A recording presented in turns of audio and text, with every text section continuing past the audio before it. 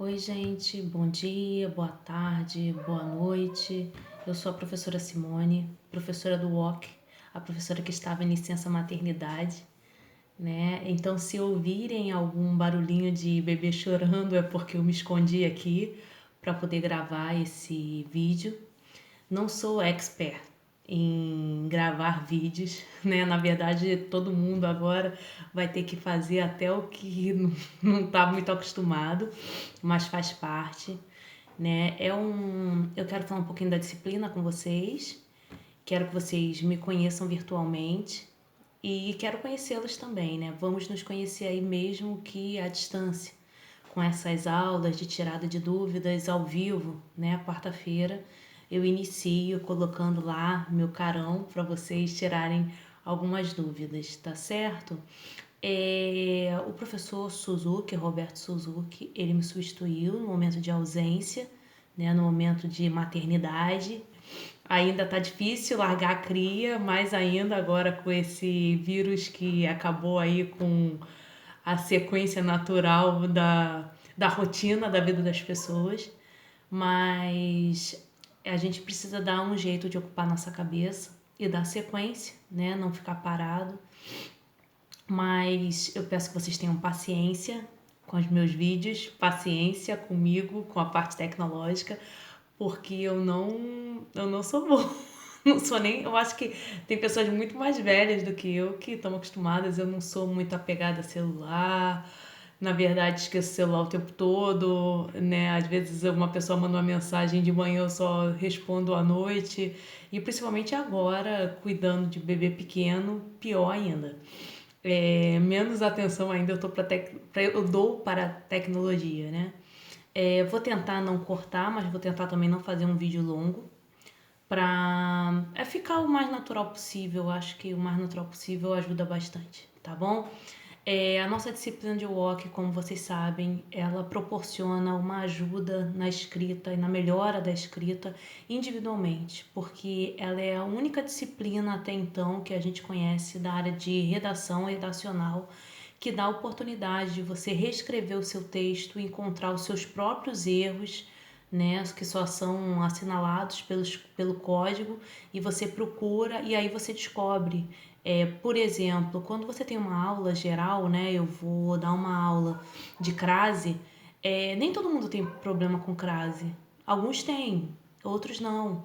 E às vezes eu falando é uma coisa e a prática é outra. Então, quando você se vê na necessidade de escrever um texto e pensar se naquela palavra tem crase ou não, né, que não é nem crase o nome, é acento grave, né?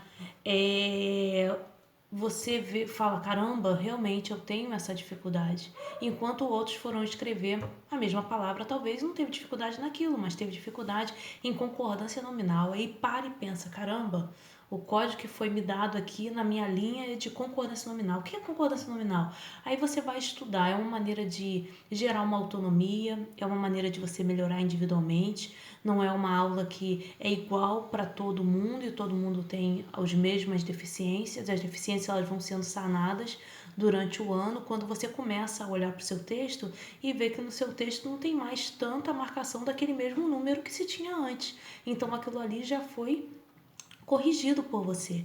Então, assim, é uma técnica exaustiva, mas é a única técnica que eu conheço que faz com que a gente realmente escreva e que realmente gere resultado.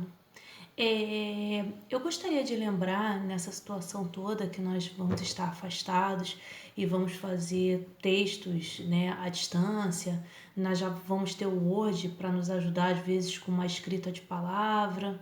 Vamos ter o Word talvez para nos ajudar a, a colocar um acento, mas isso daí é ruim, sim, mas a gente usa também muito computador na vida, né? Agora, qualquer possibilidade de plágio é zero.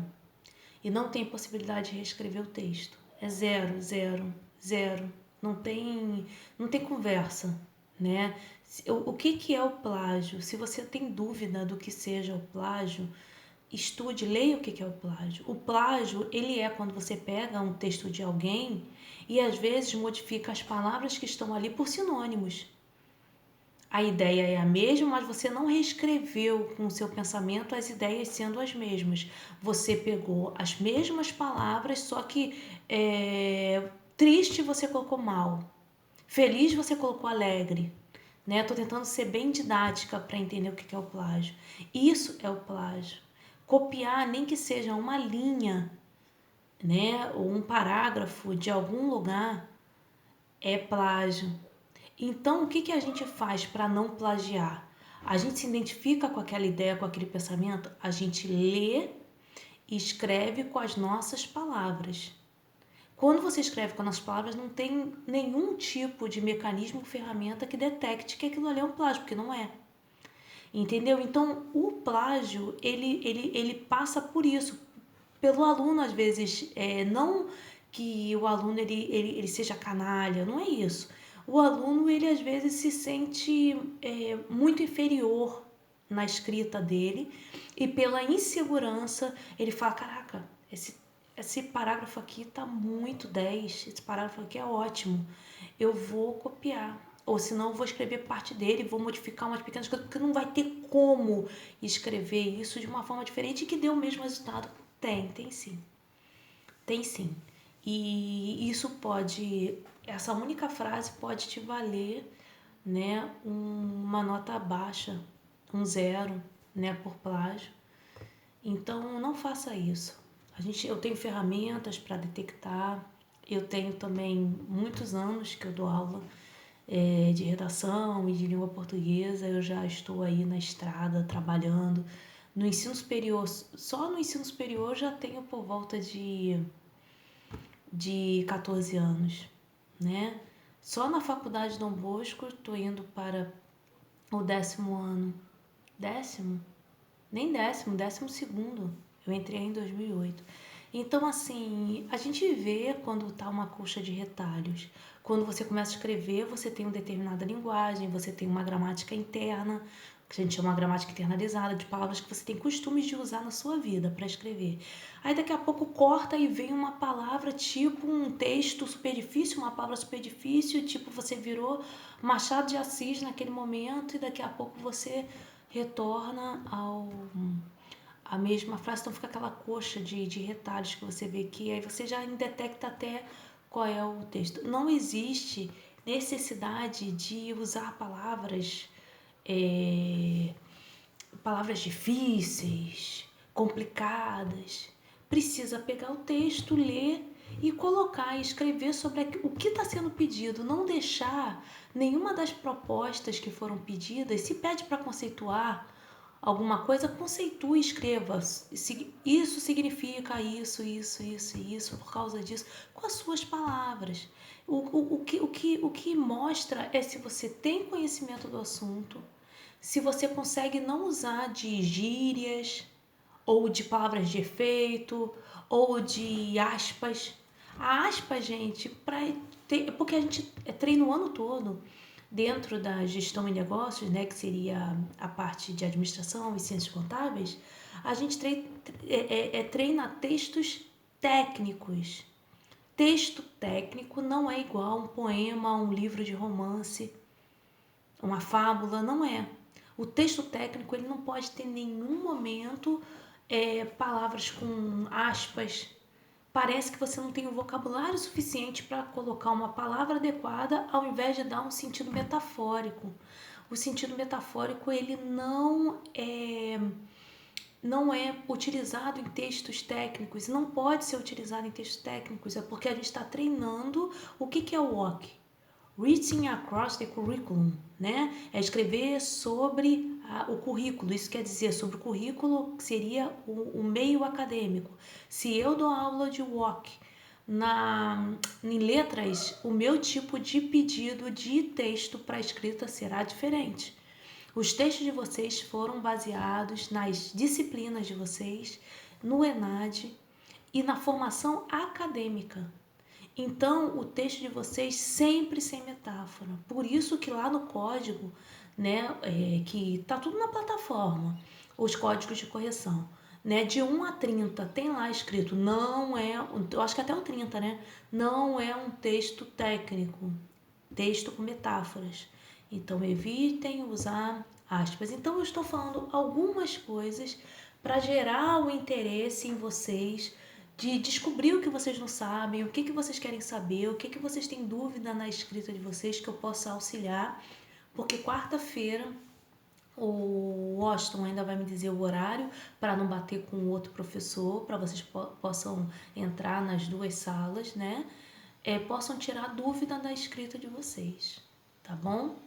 Eu sei que não é fácil para quem não gosta, mas é extremamente necessário. Eu não conheço nenhum tipo de formação acadêmica que vamos dizer assim, é universitário, mas vai ser formado advogado, vai ser formado médico, vai ser formado engenheiro, vai ser formado administrador, né, contábil, ele vai ser formado em letras, vai ser professor, não importa qual o curso. Quando você termina, você tem ensino superior. E para isso a sociedade acredita que você vai estar adequadamente formado a ter uma gramática, utilizar a gramática normativa com fluidez. Isso quer dizer, você pode falar gíria, você pode brincar, você pode falar palavrão com seus colegas. No seu meio de trabalho, você vai ser capaz de escrever um texto, você vai ser capaz, por isso que todo mundo, a maioria faz um TCC. Ou escreve artigos durante a faculdade para mostrar que domina a gramática normativa, que seriam essas regras gramaticais que foram colocadas nos códigos, no código, tá? Nos códigos, né? São 30 códigos diferentes numa listagem de códigos. Ok, gente? Estou aqui para ajudar. Então fiquem calmos e fiquem calmos comigo também na parte tecnológica, tá certo?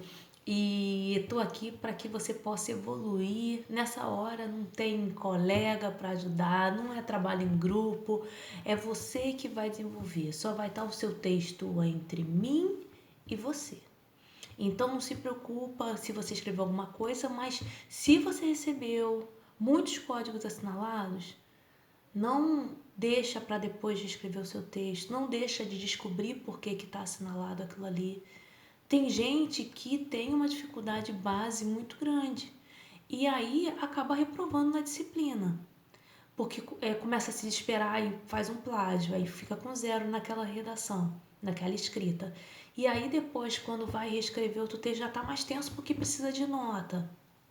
E aí, uma hora, a gente vai voltar e a gente vai estar junto e a gente vai escrever na sala de aula, presencialmente, sem celular ligado. Então, quer dizer, se você começar a se forçar nesse momento que você está em casa, se tem dificuldade de escrever outros textos, ler, estudar o que está faltando, o que você não sabe da área gramatical porque você não teve uma boa base no seu ensino e etc., ou está muito tempo longe disso, você vai no final do ano, ou mais próximo que a gente puder retornar, né, no segundo semestre, escrevendo bem melhor. Agora, se deixar para lá, se não estudar, se não escrever, se plagiar, a tendência é piorar. E todos os anos temos alunos reprovados. Porque escrita, eu sei tudo sobre natação. Nunca entrei numa piscina. Eu sei que tem que colocar um braço. Então, quer dizer, uma coisa é você ter noção. O professor está falando, você está entendendo. Outra coisa é a gente colocar no papel os nossos pensamentos, os nossos conhecimentos. Todo texto que está escrito tem alguma coisa como base.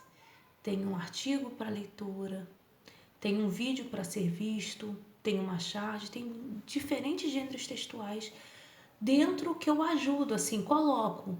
Mas você pode procurar dentro daquele assunto vários outros textos para ler na internet, em livros, ver vídeos sobre o assunto, entrar no YouTube, se colocar bastante conteúdo dentro de você sobre aquele assunto para que você possa escrever.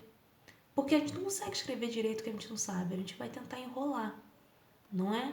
Então, gente, é isso. Antes de chegar aos 15 minutos aí de vídeo, porque senão fica muito grande, um beijo para vocês. Quarta-feira, daqui a pouco o Washington vai entrar em contato e vai dizer amanhã qual é o horário que vamos ter aí possibilidade de conversar. E vou colocar uma atividadezinha menor lá, uma atividade para eu conhecer um pouco, saber como vocês estão escrevendo, tá bom? Então, daqui a pouco tá lá postado. Um beijo, tá? e até quarta-feira.